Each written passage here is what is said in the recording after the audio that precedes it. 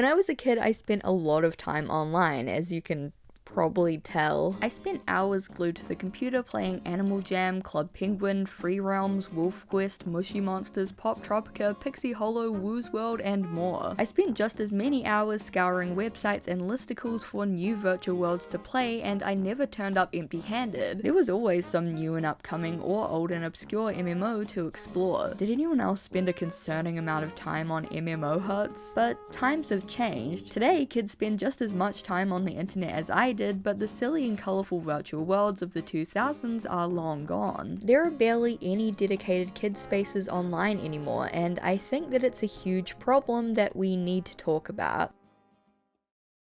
Before we jump into things, I just want to give a huge thank you to the sponsor of today's video, Infinity Nikki. Infinity Nikki is a cozy open world experience where you can explore the gorgeous and whimsical world of Mirrorland while collecting stunning and powerful outfits. There are so many gorgeous outfits in all kinds of styles for Nikki to collect, and even cute outfits for her friend Momo. Once you unlock an outfit, you can even mix and match different elements for the ultimate personalized look. Some of these outfits even grant special powers like floating, gliding, and shrinking so you can explore new places. Infinity Nikki offers a cozy open world experience with no pressure to fight, fish, catch bugs, groom cute animals, and platform through the beautiful world of Mirrorland at your own pace. The new event Revelry season has begun, bringing the Wish Carnival Party to Mirrorland. Discover who will become the party king, dance with a long-legged Momo, and participate in the event to unlock 15 free pulls, 2,500 diamonds, and 4 free limited outfits. I'm such a sucker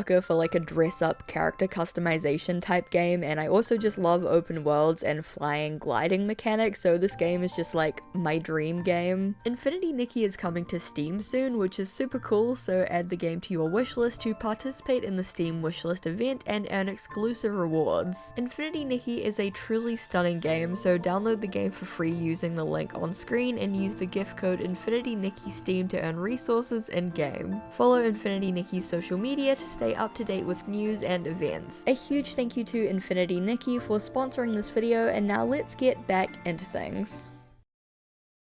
Neopets was arguably one of the earliest virtual worlds for kids, but it didn't start out that way. Created in 1999 by Adam Powell and Donna Williams, their original target audience was uni students. However, the site skyrocketed in popularity, and they soon realized that the Neopets user base was largely comprised of children. And it makes sense. The bright, colorful critters, games, and competitions, and the ability to socialize with other little internet nerds from across the globe was hugely appealing to children. But Neopets was just the beginning. In the year 2000, Habbo Hotel was released, and while targeted more towards teenagers and young adults, it set the stage for what was to come. In 2003, Disney's Toontown Online was released, and 2005 saw the release of the absolutely iconic Club Penguin, as well as the slightly less iconic but still beloved Webkinz. This era, in my opinion, really marked the birth of the kids' virtual world. Neopets and Habbo Hotel were used by kids, yes, but they weren't necessarily designed with them in mind. Toontown, Club Penguin, and Webkinz, on the other hand, were specifically designed for kids, with fun, colourful graphics, dress-up and customization features, games and prizes, and fun, silly writing. They also placed a lot of importance on internet safety, with reminders to keep your passwords safe and report bullies, as well as implementing safe chat features. Safe chat soon became a staple of kids' virtual worlds and could range from free typing with curse words automatically censored to pre-written lists of chat options. That last one was the absolute worst, and I always hated it as a kid. I thought it was super lame, but you know, in hindsight, I get it, especially for really little kids. It wasn't my thing. The huge success of Club Penguin, Toontown, Webkinz, and Neopets had ushered in a golden age for kids' virtual worlds. In the mid to late 2000s saw the release of some of the most iconic and beloved online games to this day. Wizard 101, Pirate 101, Pop Tropica, Mushy Monsters, Fantage, Our World, Woo's World, Movie Star Planet, Roblox, BarbieGirls.com, Panfu, Bin Weevils, the list truly goes on. In 2007, Disney acquired Club Club Penguin, and in 2009 Sony Online Entertainment released Free Realms, both of which helped to push the virtual world genre into the mainstream. Basically every brand in the 2000s that was marketed even vaguely towards kids made a virtual world. You can find some truly obscure and bizarre games. For example, those Precious Moments figurines had a virtual world called Precious Girls Club, and Coca-Cola had My Coke, in which you could earn in-game currency by drinking virtual Coca-Colas. You can't make this shit up. Virtual worlds were incredibly lucrative during this era, netting millions or even tens of millions of players, and locking huge amounts of content behind in-game currency and memberships. If you were an avid virtual world player like I was as a kid, you probably remember begging your parents for like a membership or in-game currency because these games were monetized to hell and back. And while that sounds cynical, and yeah, maybe companies pushing out cute, colorful, kid-friendly games for the sole purpose of making boatloads of cash is a bit cynical, it had a huge positive effect in that it created a lot of fun, safe environments for kids on the internet. They could play games, dress up, and chat with other people their own age in a safe and monitored environment. Messaging around online safety was targeted not just towards the kids who played these games, but also their parents. They took time to educate parents about the potential dangers their child might face online and how to check in with them. Additionally, games often featured anti-bullying messages and warned kids to never use their real name or photo and be careful about who they talk to online, which at the time felt preachy and annoying, but in retrospect was hugely influential to me and I think shaped me into the safety-conscious internet dweller that I am today. And look, I'm not saying like, oh, back in my day the internet was squeaky clean and safe, because no. I played a lot of these kid-friendly games and simultaneously found myself on a lot of really dodgy and fucked up corners of the internet. I encountered weirdos and creeps in a bunch of these supposedly kid-friendly games, and I and many other kids found plenty of ways to get around the chat filters. I'm not necessarily saying that the internet was better or safer back in the 2000s, but what I will say is that there were far more dedicated kids spaces, games designed for children to socialize with other children. These spaces were important. They were a necessary safe haven in an increasingly cynical and adult internet, and then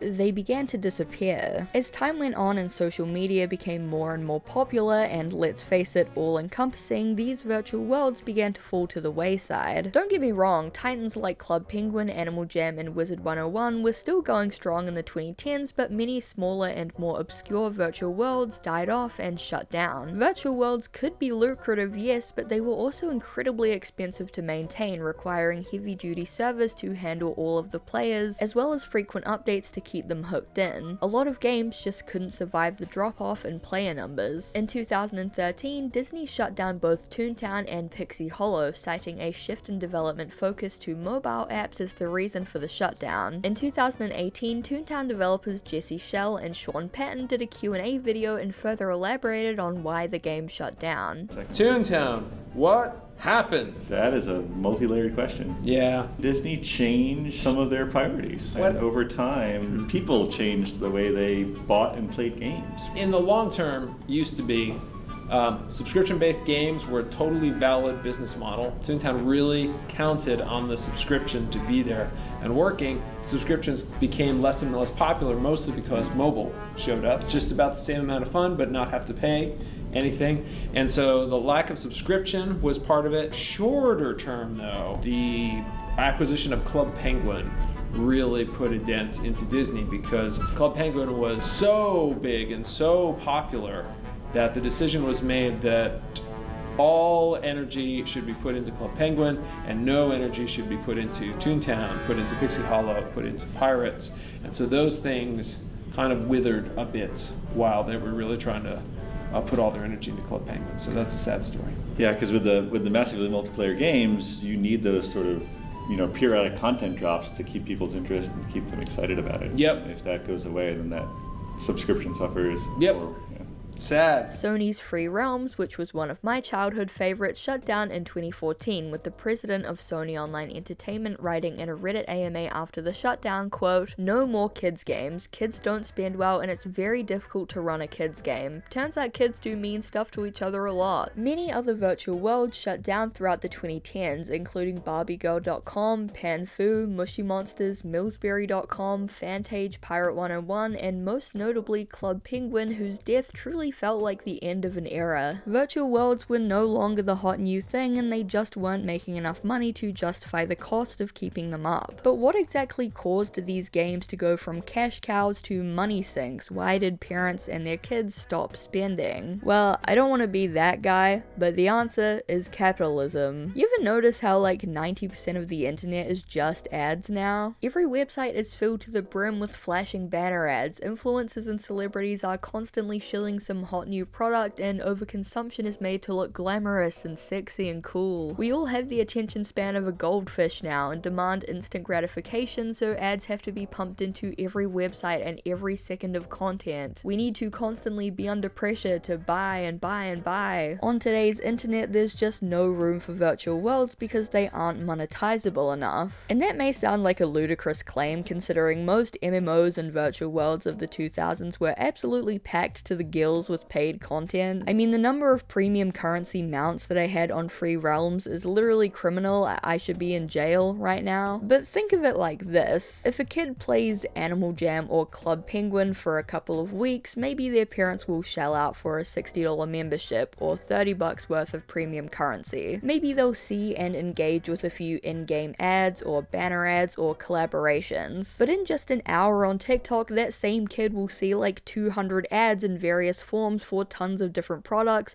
and also probably develop an eating disorder because TikTok sucks. It's simply more profitable for brands to target kids through influencer marketing and online ad campaigns rather than spending millions of dollars on dedicated virtual worlds that are now too slow for our mile-a-minute attention spans anyway. And I think that sucks and has had a really negative effect on the youth of today, not to sound like an old man. Like, okay, yeah, maybe the virtual world boom of the 2000s was just a bunch of greedy companies jumping on the bandwagon to make a quick buck off of kids, but at the end of the day, at least in the process, they were providing safe and sometimes even educational spaces for young internet users. Nowadays, corporations have no problem hiding how evil and corrupt they are when they pay influencers to shill diet pills and supplements, gambling websites, and shitty fast fashion hauls to their impressionable tween audiences. And again, this isn't a new thing. Companies didn't create these virtual worlds out of the goodness of their heart. Most of the time, they were just trying to squeeze money out of kids and their parents. The only difference now is that they've dropped the pretense of actually caring about and having kids' best interests in mind. The internet is basically just one giant shop now, and there's no room for fun and silly and whimsical kids spaces anymore because they just aren't profitable. There's perhaps no better way to illustrate this corporate shift than comparing websites of the 2000s to websites now. Over the years, tons of fun, vibrant, and goofy websites which were once targeted towards kids have been reimagined as boring, plain corporate husks of their former selves. Don't believe me? This is what Barbie.com used to look like. I remember spending hours navigating through the site and all of the pages, playing and replaying all of the different games themed around the movies. I especially loved the My Scenes section of the website, which had this dress-up game that would update every so often with new outfits. I have very fond memories of playing this with my mum, who was probably equally if not more into it than I was. The site updated often, changing up the look and navigation, adding new pages, games, and experiences. There was always something new and fun to discover. And now, Barbie.com redirects you straight to Mattel's online shop where you can buy dolls. Cool. In 2008, Nickelodeon's website looked like this. It had games and quizzes, message boards, and even its own virtual world, Nicktropolis. It was all brought together by this super cool, vibrant neon aesthetic. As a kid, you'd hop on a website like this and just know that the games were gonna be fire. But now, Nickelodeon's website looks like this, just a simple page with a few shows listed, including The Really Loud House. Why is this a thing? Why does he look like that? Who let this exist? If you click on any of the shows, it takes you straight to the sign up page for Paramount Plus, a paid streaming service. Not exactly the funnest website for kids. There are countless other examples. Here's the TY website in the year 2000, and here's ty.com now, which redirects straight to shop.ty.com. Here's what PlayStation.com looked like in 2000, absolutely sick, versus what PlayStation.com looks like today. The Simpsons.com used to look like this in the 2000s, and now it redirects straight to a Get Disney Plus page. Disney.com itself in the year 2000 was filled with games, printables, and activities, and now it's basically one giant ad for Disney Plus. Oh, and the official Disney store, can't forget about that. As a side note, if you're interested in 2000s web design, I highly recommend checking out the Web Design museum website. It has tons of old websites throughout the years archived and even has exhibitions of 90s and 2000s web pages. It's awesome and super fun to look through. Anyway, you get the point. All of the fun and color and jankiness of these websites has been sucked away. All of the rough edges sanded off, turned into soulless e-shops and advertisements. And it's the same story with virtual worlds, which have largely died off and faded into obscurity in recent years. So now that all the virtual worlds are gone, what does the internet of 2025 look like for kids? Pretty bleak, I think. When I was a kid, we had like Best Gore and Live Leak and Goatsy. Now 11-year-olds are just on TikTok and Twitter, and no joke, I legitimately think that might be more harmful.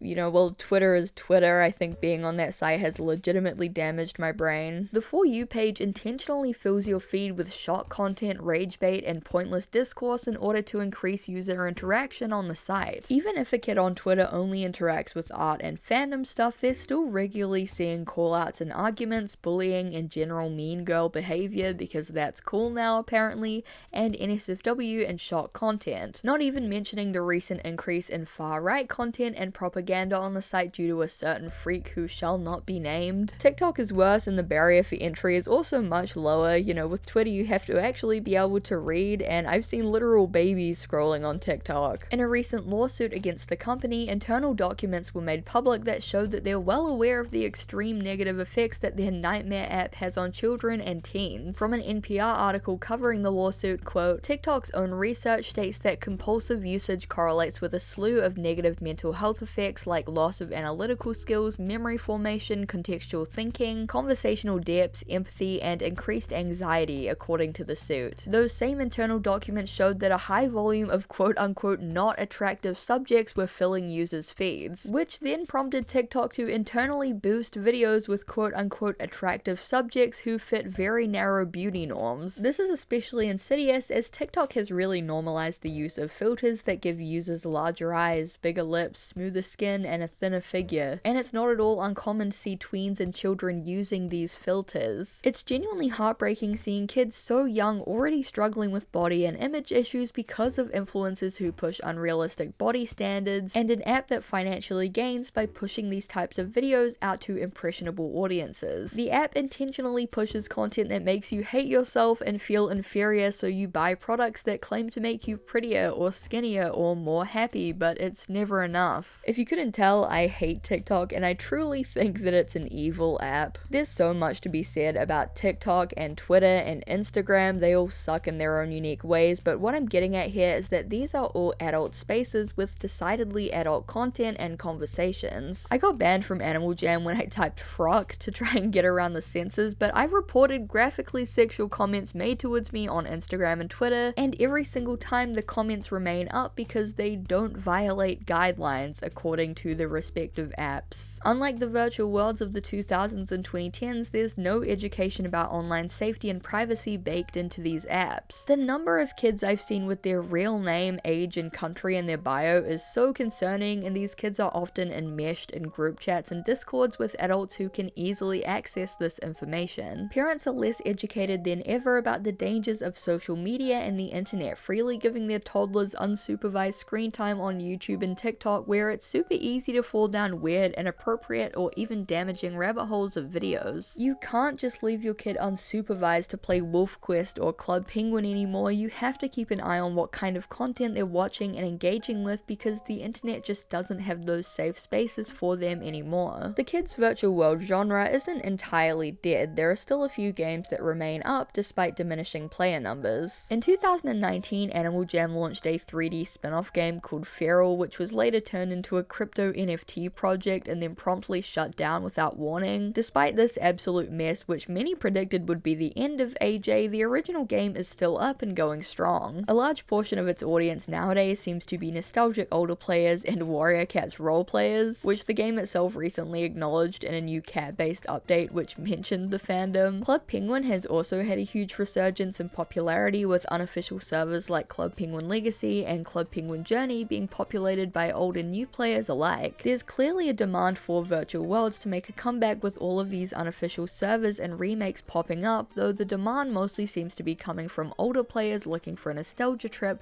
rather than actual kids. In my opinion, we're really in need of more kid-friendly spaces that are just goofy and fun and silly and not based around some hellish algorithm that pushes rage bait and overconsumption. I support these revival projects whenever and however I can, and if you're into the whole MMO virtual world thing, I encourage you to do the same. I only hope that someday soon people realize how important it was for young people to have these kinds of dedicated safe spaces online, and I hope that one day we'll return to a virtual world golden age. Thank you so much, I really appreciate it. If you enjoyed that video topic, let me know down below, let me know what games you played, let me know what ones you want to come back or what revival projects you want to support. I just want to see the conversation around this, because personally I think that it's really important to start having these conversations, because the state of things, it ain't good. It ain't good, chief. Anyway, thank you for watching. I look forward to hearing what you guys have to say. If you want to suggest any future video topics, definitely let me know down below. And yeah, thank you so much for watching this video, and I really hope to see you in the next one. Bye! A huge thank you to my Garfield overlords over on Patreon: Mazapan Eating Duck, Leopold the Rabbit, Tony Terrors, Woljix, Sophie Jane Dewberry, Eminem, Usurpius, Trouser Mouse, Ocean Gremlin, Prize from Travelling Tavern, Meridia, Dr. Worm, Vivian Valencia, Bunzo, Jar the Bar, Zoe Mars, Kia J. Parker, Hazy, Jet Secret, Stanley, Blue Mayfeld, Katrina Likes 5e Stuff, Michelle Olsen, Matt LRJ, A Riddle Wrapped in an Enigma Hidden by a Question Mark, Doug, Dana Homegardener, Simon, Xavier Rajo, Samarie Brayley, Helm Hamburger Hand, Durzo Blint, Sheriff Whiskey, Astrium Vortex, and Jesse Chisholm. Thank you guys so much for supporting me, it means the world. If you want to join these guys over on Patreon, the link will be in the description. And yeah, thank you so much, and I really hope to see you in the next one. Bye!